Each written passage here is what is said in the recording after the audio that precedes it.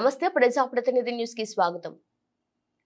మెదక్ జిల్లా హవేలి ఘన్పూర్ మండలం కొచ్చెరువు తండా గ్రామ ప్రజలు మరియు ఔరంగాబాద్ తండా గ్రామ ప్రజలు రామయంపేట్ సిద్దిపేట రోడ్డుపై బైఠాయించి రోడ్డు నిర్మాణం కోసం నిరసన వ్యక్తం చేశారు. ఈ సందర్భంగా కొచ్చెరువు తండా యువ నాయకులు శ్రీను నాయక్ మాట్లాడుతూ భారతదేశానికి స్వాతంత్రం వచ్చి దాదాపు 75 సంవత్సరాలు పూర్తయినా కూడా తాండా ప్రజల యొక్క సమస్యలు మాత్రం తీరడం లేదని వారు ఆవేదన వ్యక్తం చేశారు. ఈ కార్యక్రమంలో యువ నాయకులు శ్రీను నాయక్, రంజిత్ నాయక్, రెడ్డియా నాయక్, చిన్న నాయక్, మోహన్ నాయక్ తదితరులు పాల్గొన్నారు.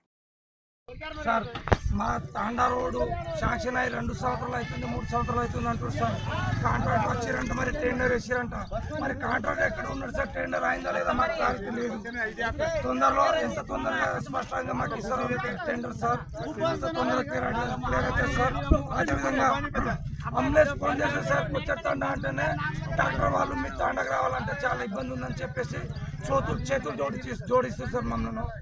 నాకే 15 రోజుల క్రితం సార్ మా తాండలో పుట్టి నొప్పి వచ్చింది సార్, కడుపు నొప్పి. డెలివరీ కేసు 2 కిలోమీటర్ దూరంలో బైక్ మీద తీసుకొచ్చినాం సార్. అంబులెన్స్ గేట్ మీద వచ్చి నిలబడ్డది, 2 వీలర్ పైన తీసుకొచ్చినాం సార్.